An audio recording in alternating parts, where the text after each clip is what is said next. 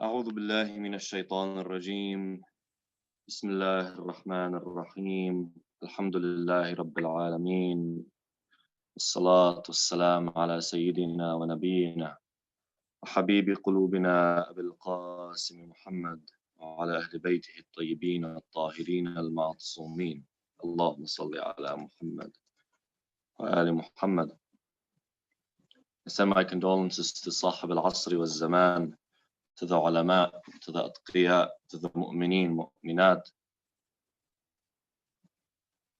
for the strike, the wound of Amir al-Mu'mineen alayhi salam, the strike that shook the world, shook the pillars of the Kaaba itself, the strike that allowed Jibreel alayhi salam's voice to be heard by all human beings, the voice that allowed the strike, the wound that allowed the voice of Jibreel, who was only known to the Prophet and maybe a few other immaculate individuals, prophets, such, to be heard by everyone.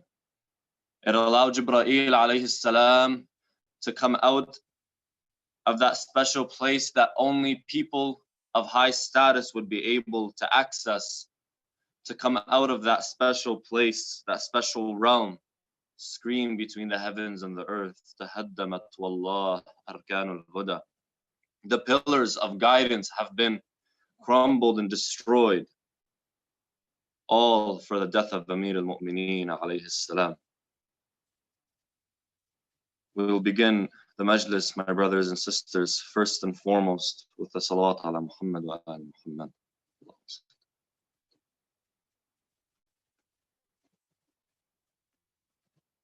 بسم الله الرحمن الرحيم.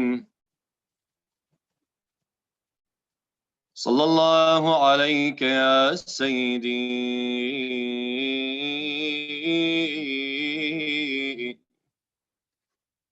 ويا مولاي يا رسول الله. صلى الله عليك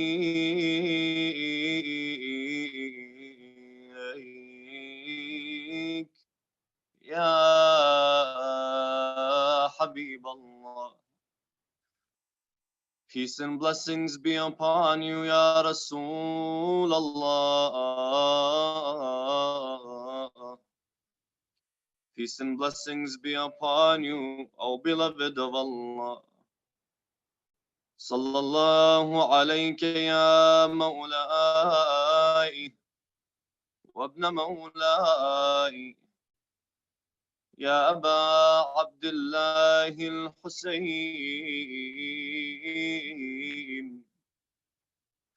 وعلى أهل بيتك المظلومين. صلى الله عليك يا مولاي ومولى المؤمنين يا أمير المؤمنين. Peace and blessings be upon you, my master, and the master of all of the mu'mineen, the prince of believers, Ali ibn Abi Talib. السلام عليك يا قائد الغر المحجلين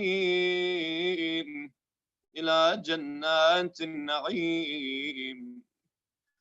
Peace and blessings, O you who is the guide to heaven and the path to Allah's mercy.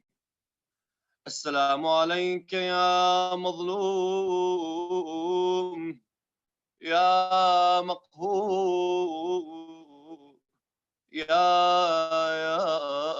مقتول. Peace and blessings be upon you, Ya Amir al-Mu'mineen, O you who is oppressed, Oh, you whose honor, whose right was taken away from him. Oh, Ya Amir al-Mu'mineen, tonight we remember you as you laid in your house after you were struck in Masjid al-Kufa. How ironic is it that you are born in the Masjid of Allah Himself, in the home of God, and you die in the home of God. The world welcomed you by splitting open the most immaculate home, and the world bid farewell from you when it allowed the likes of Ibn Muljim to hit you. Assalamu alayka ya mawlai wa ibn mawlai wa rahmatullahi wa barakatuh.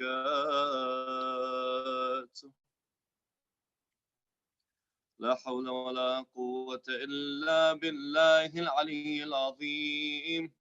إنا لله وإنا إليه راجعون.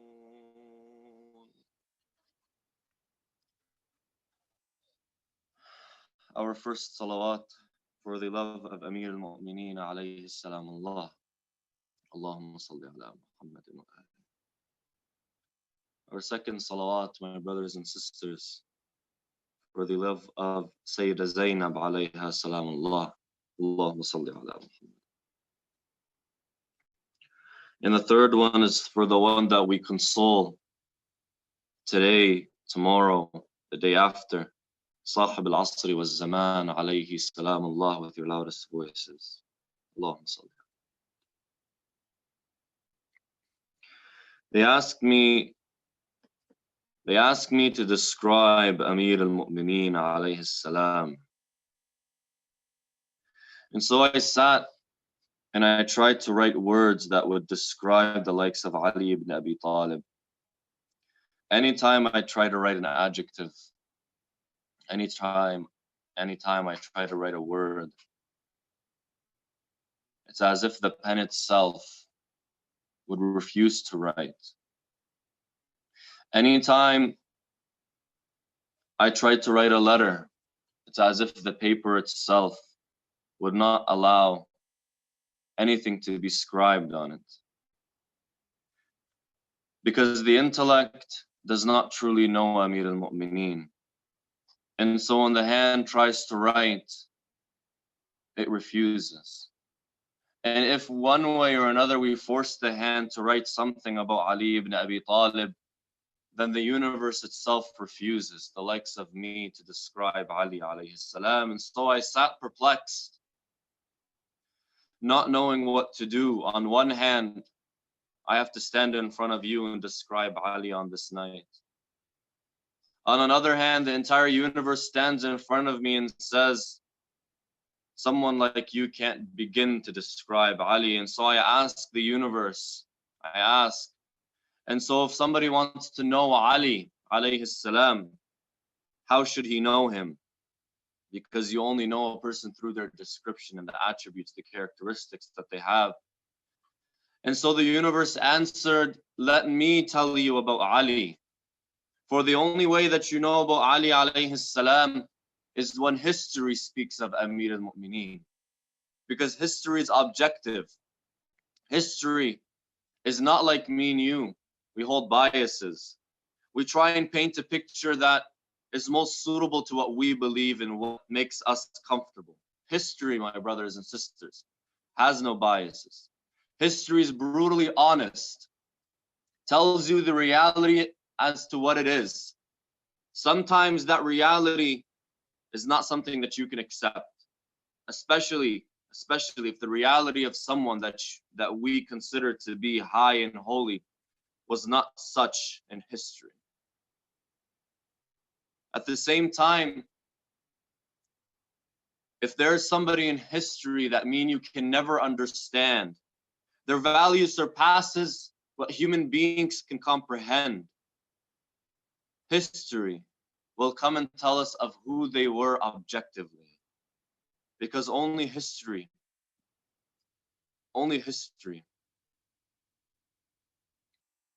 can really confine or hold, rather, the value of such an individual.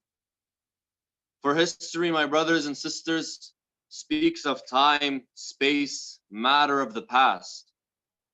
And if the only thing that can describe for you who this immaculate individual was the time that he lived in and the space that he occupied, then so be it. And so I stand in front of the universe. I stand in front of the universe a listener, rather a student, listening to the teacher attentively. As history tells me, Ali alayhi salam was not only unknown, Ali alayhi salam was misused. Ali alayhi salam's value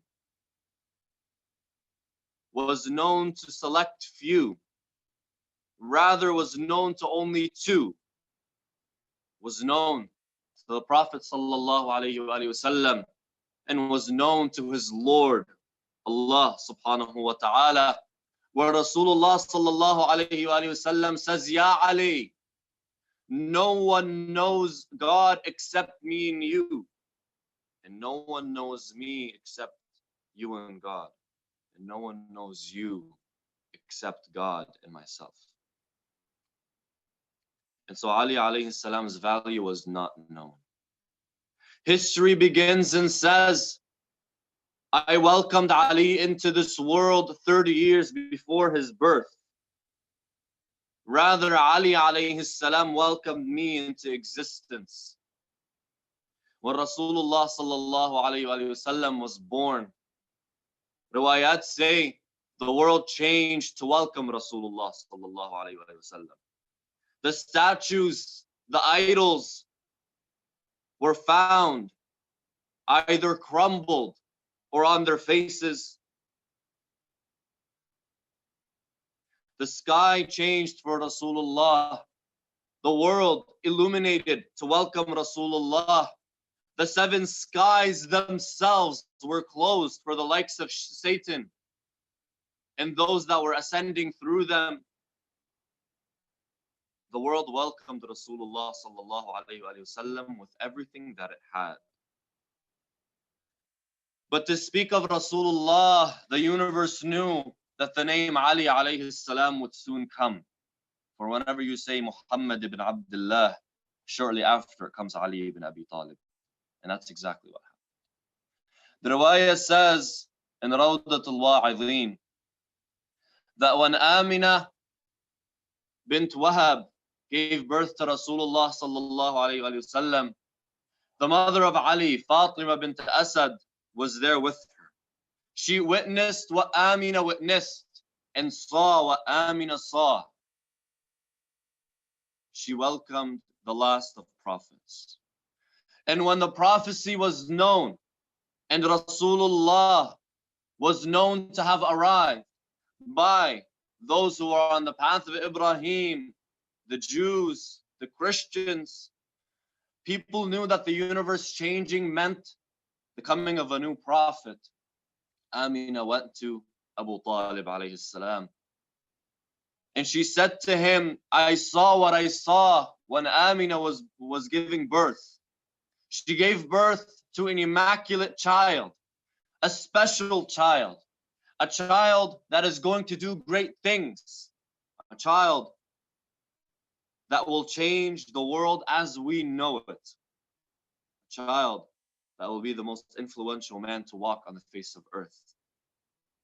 And so he said to her, انتظري سبتا تأتين بمثله.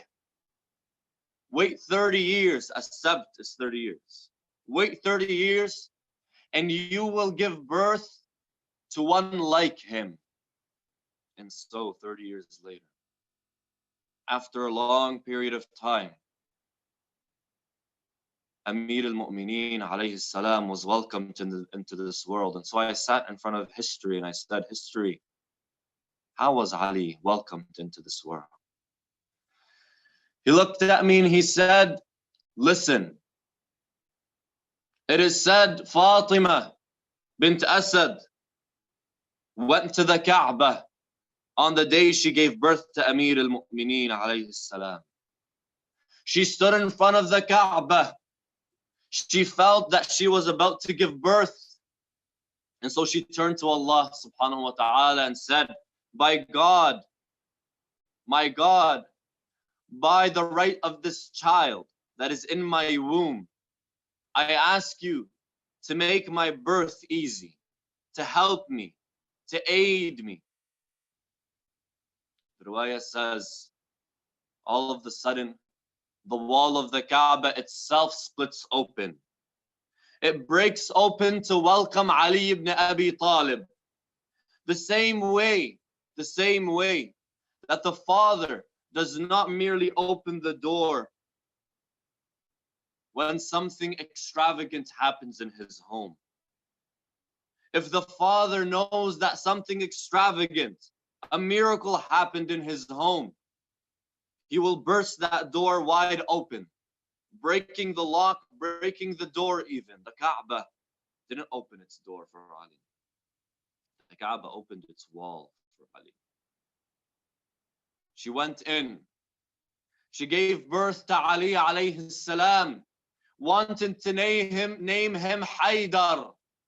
And this will help us later on, history tells us. He says, history tells me, wait, keep that name with you, because you're going to use it later on to know the value of Ali.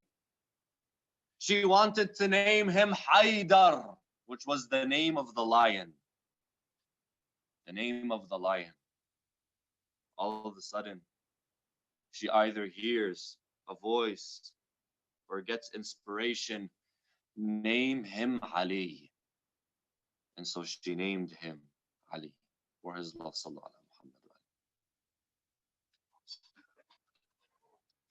You tell me, Ahmed, today is the day Imam Ali alayhi salam was wounded. You tell us of the birth of Ali. I tell you yes. Because after you hear that the pillars of guidance have been broken and destroyed and crumbled, the wall of the Kaaba opening up, it starts to give meaning. It starts to have more of a meaning. If at the birth of Amir al-Mu'mineen, the wall of the Kaaba broke, then at the death of Amir al-Mu'mineen, the very pillars of the Kaaba crumbled. It's as if the Kaaba gave birth to Amir al-Mu'mineen. But just like the mother that hears of the death of its child, she crumbles. And so the Kaaba crumbled yesterday, my brothers and sisters. Naam. The pillars of guidance were broken.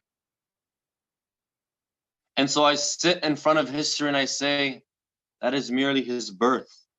If the birth was that miraculous, if the birth was that astonishing, then what is to come of the life of this individual? And he begins. He says, Ali alayhi salam was the only one to never, ever bow to a statue, never bow to an idol, was the one that always worshipped God and knew God. For he was the manifestation of the will of Allah subhanahu wa ta'ala.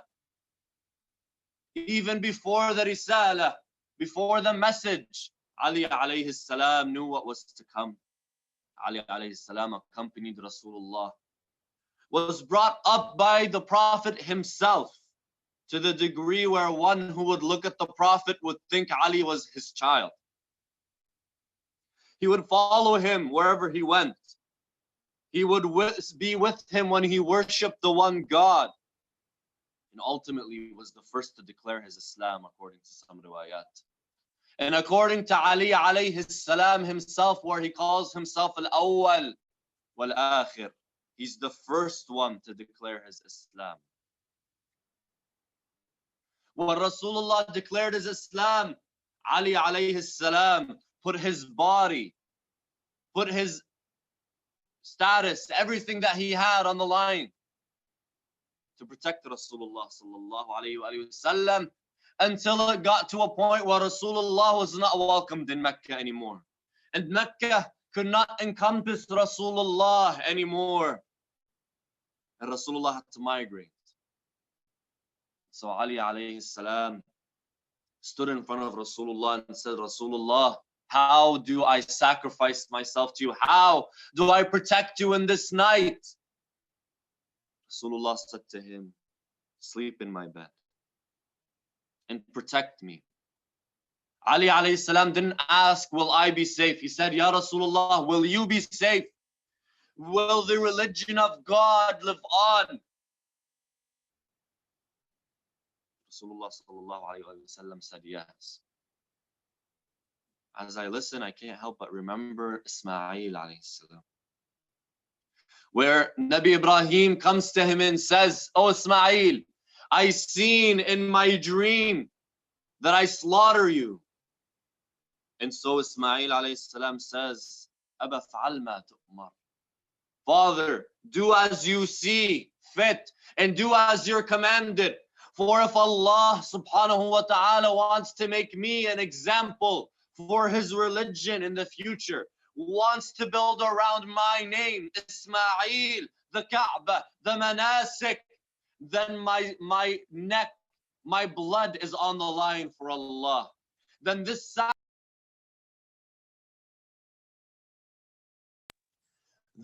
sacrifice is worth. And so Ibrahim alayhi salam put Ismail down and was about to sacrifice him. But Allah subhanahu wa ta'ala saved him ultimately and said, لَقَدْ صَدَّقْتَ الرُّؤْيَا. You passed the test. Similarly,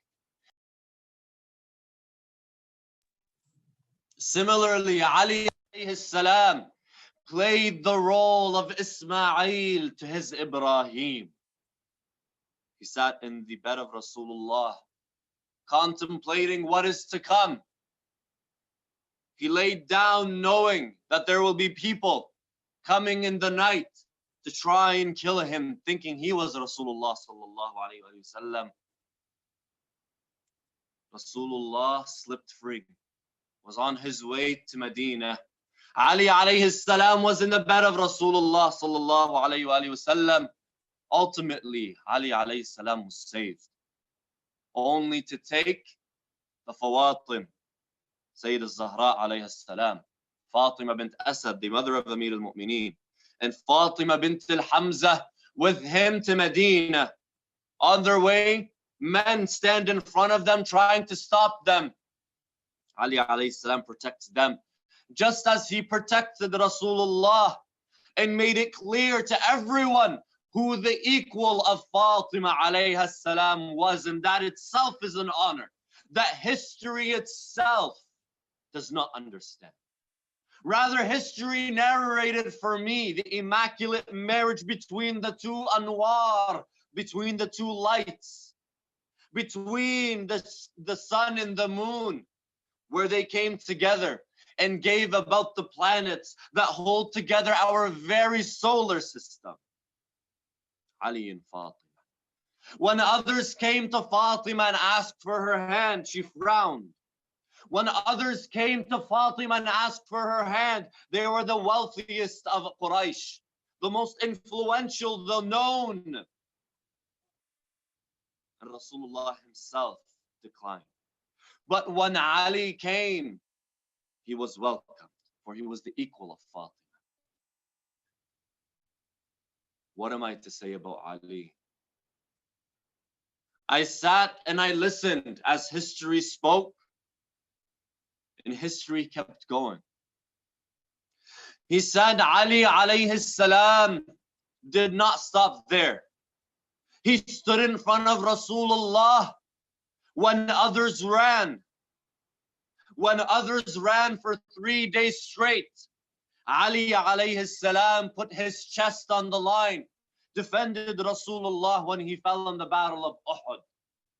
When others knocked on the door of Khaybar, waving the white flags to surrender, Ali alayhi salam rips the door of Khaybar off its hinges. when the Prophet sieged Khaybar, Ali alayhi salam was nowhere to be seen. And so those that were there used it as a means to gain the confidence of Rasulullah, tried to take advantage of the moment where the man of the hour was not seen, where the destroyer of the Arabs was not there, where the one who showed his loyalty in Uhud and Badr was not there to claim his throne. They tried to seek advantage. And so the first was let, and he led a group, but utterly came back, failed to open the door of Khaybar, who no man before him was able to open. The door that needed 22 men to shake it, more or less open it. He came back and failed. The second was sent with a group of men. He attacked, came back. And the riwayah says, رَجَعَ يُجَبِّنُ أَصْحَابَهُ وَيُجَبِّنُونَهُ. He came back calling his people, those that were with him, the army, cowardly. And they called him a coward. And so Rasulullah sallallahu alayhi wa alihi wasallam stood in front of them and made it known. Tomorrow, I will give the flag to a man who Allah loves, and he loves Allah and his Prophet. Karrar ghayr farrar. One who will move forward and will never return, except that he has Khaybar between his hands. The next day, Rasulullah sallallahu alayhi wa sallam stood. The men had their necks out as if to say, Rasulullah, pick me, pick me. Ali alayhi salam was still nowhere to be seen. Rasulullah looks around and says, where is Ali? They stood up and said, Ali has a problem with his eyes. Ali has pain in his eyes. He's not with us at the moment. So Rasulullah says, go and bring me Ali. Ali alayhi salam was brought. Rasulullah told him to sit and lay down and put his head in the lamp of Rasulullah. Rasulullah takes from his saliva, wipes it on the eyes of Ali alayhi salam. And now Ali alayhi salam could see the goal in front of him. Khaybar. Ali stands. Was given the flag. Rasulullah sallallahu alayhi wa sallam made it known and said, this is the man that loves Allah and his Prophet, and Allah and his Prophet love him. Karrar ghayr farrar. He took the flag. He got himself ready for battle. He went in front of the men, went in front of the fort, went in front of that door and stood. Who came out to stand in front of him? A man by the name of Al-Harith. Who was Al-Harith? Al-Harith was the brother of the king of Khaybar. The king of Khaybar was Marhab. His brother was Al-Harith, a fierce soldier, a soldier worth hundreds of men. Back then, the Arabs, they used to equate the value of a soldier to how many men he's equal to on the battlefield. Harith was an army within himself. He stood in front of Amir al-Mu'mineen alayhi salam, thinking that this is just a young boy. Just like those before him, he would run. He didn't know the one that was standing in front of him was the lion of Allah, was Haydar. And so Amir al-Mu'mineen defeated Harith. When Harith's death reached Marhab, Marhab knew that this man was special. But he thought, if my brother couldn't do the job, then I can. I am Marhab. I'm the king of the Jews. I created this fort. And just like this fort that can't be shaken, I can't be shaken. And so Marhab comes down. The riwayah says He holds, or he wears a stone helmet. He holds 2 spears, 2 swords, comes down looking like the angel of death himself. He stands in front of Amir al-Mu'mineen and he says, those around me know that I am Marhab, Shak al-Silah, Batalun Mujarrab, the one who holds his weapons, a man, a champion who was known. Ali alayhi salam looks at him, remembers Rasulullah's words that they know of the man who is to kill them. They know of the man who is to destroy them. Ali, you are mentioned by your name, Ilya. They know who you are. There's a prophecy about you. The prophecy was a man with the name of a lion will come and be the death of the Jews and will destroy the king of the Jews. This was the prophecy. A man with the name of a lion. And so Ali alayhi salam stands in front of him and says, أنا الذي سمتني أمي حيدر. I am the one whose mother named him Haydar, the lion. When Marhab heard the name Haydar, he doubted himself for the first time in his life.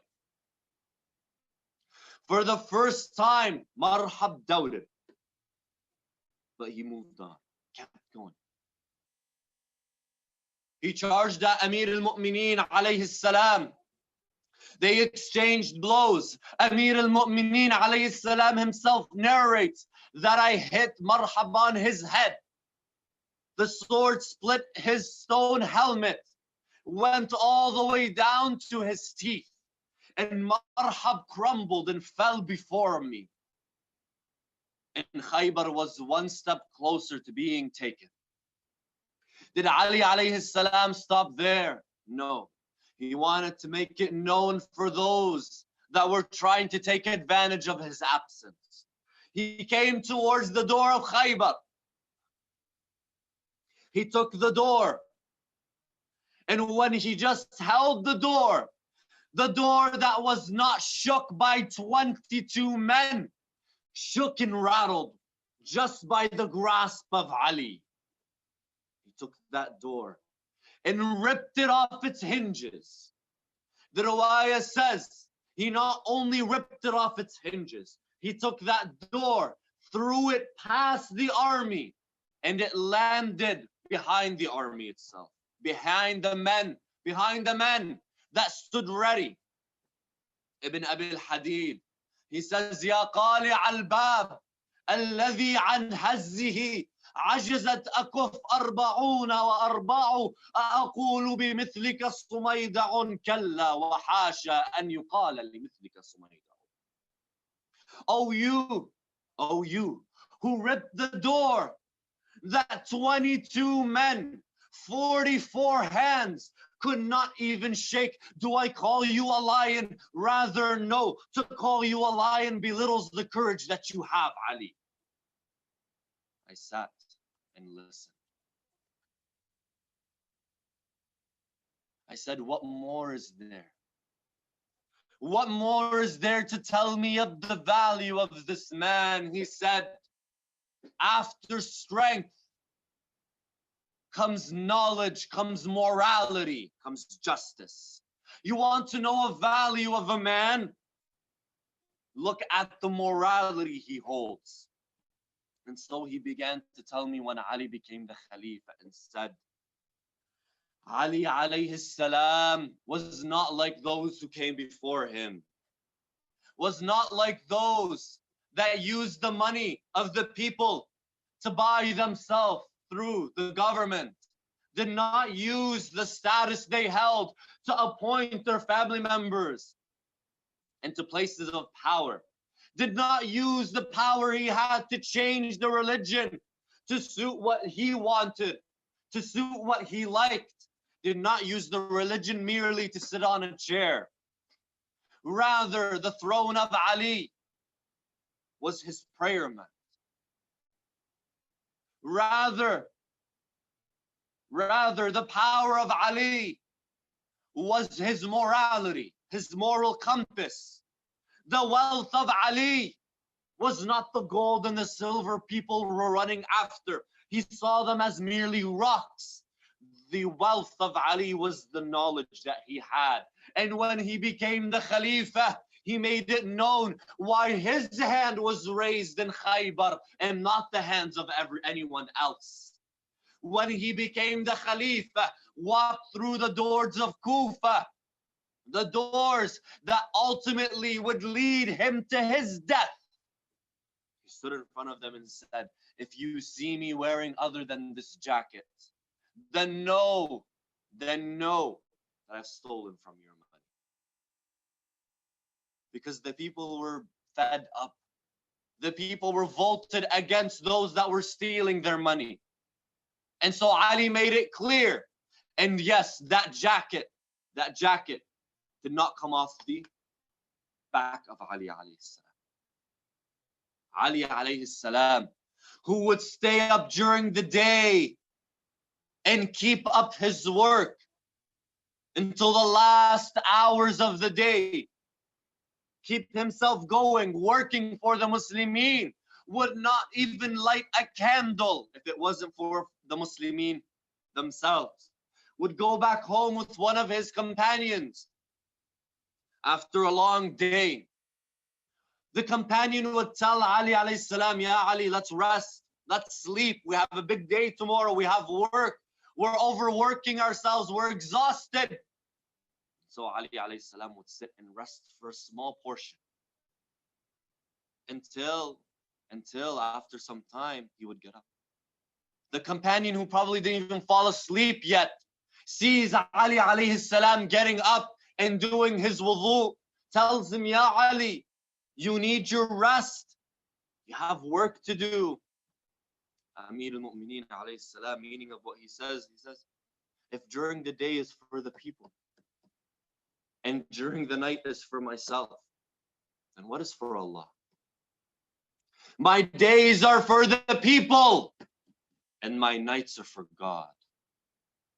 That's why, my brothers and sisters, on this night,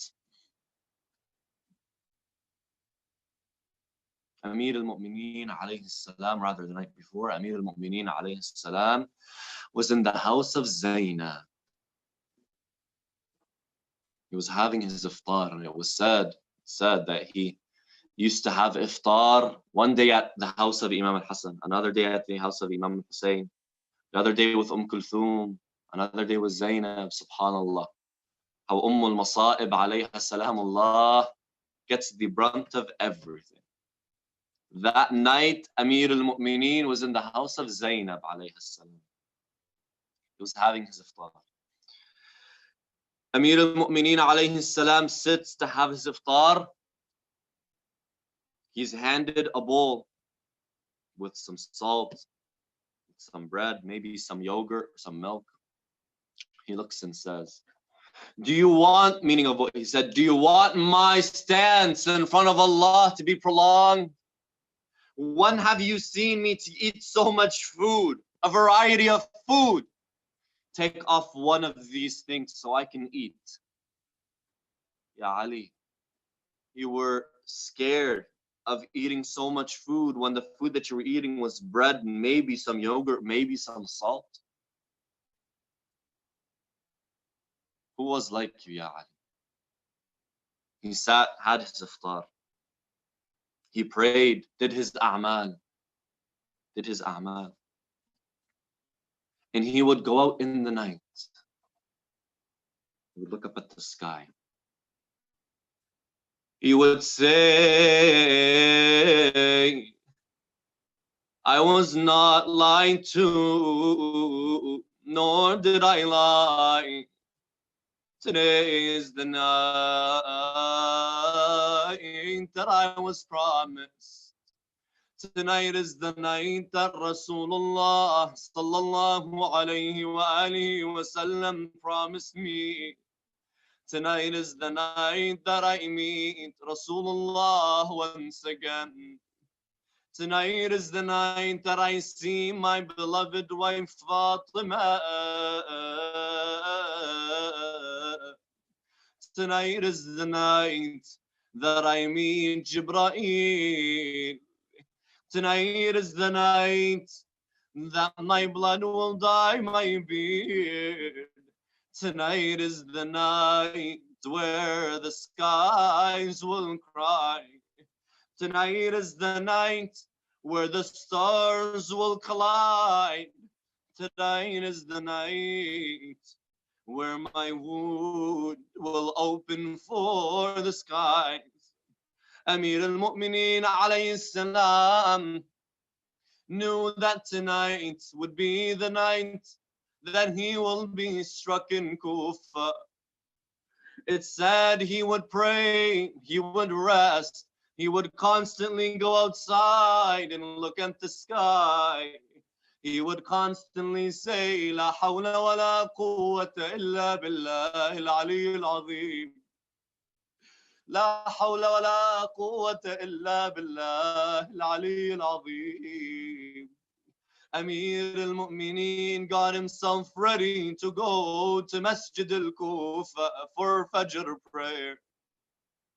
It said he wore his clothes, he wore his belt, he went out into the courtyard.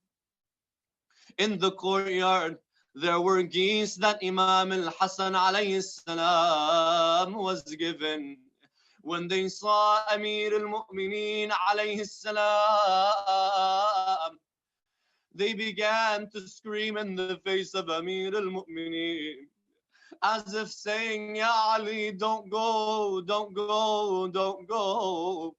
Who do we have after you, Ya Ali, Ya Ali, Ya Ali? He looks to them and says, صوائح تتبعها نوائح. These are screams that after them will come cries. Amir al-Mu'mineen goes towards the door. As he opens the door clings on to his belt and gets stuck with his belt. Amir al-Mu'mineen alayhi salam loosens his belt, gets it free from the door. It's as if everything was trying to stop Amir al-Mu'mineen from going towards Masjid al-Kufa. He says his famous words, Ushdud hayazimuka lil-maut.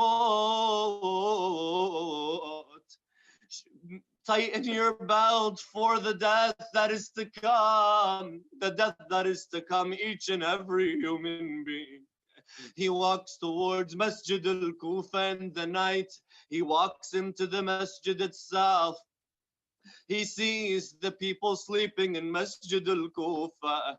He sees Abdul Rahman ibn Muljim sleeping on his stomach, concealing the sword that will ultimately wound Amir al-Mu'mineen. It is said Amir al-Mu'mineen goes to Muljim. He looks at him and says, wake up. Allah hates the way that you sleep. This is the sleep of the shaitan. And I know what you're hiding under your clothes. Amir al-Mu'mineen goes to the mu'adhana and begins to do adhan, waking up the people of Kufa for salat. The riwayah says he stands up, puts his hand in his ear, and begins the adhan saying, Allahu Akbar, Allahu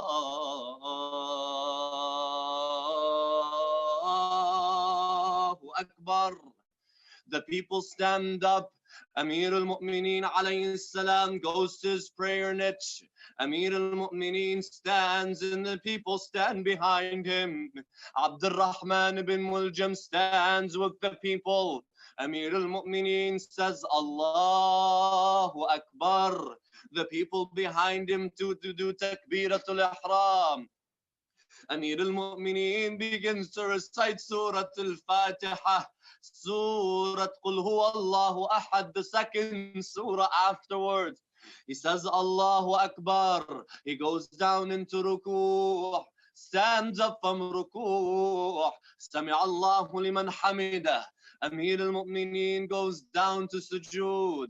He finishes both sujood. He comes back up. He recites Surah Al-Fatiha once again. Abdul Rahman is getting himself ready. He knows this is his chance to kill Ali. This is his chance to kill the destruction of the Arabs, the killer of the Arabs himself.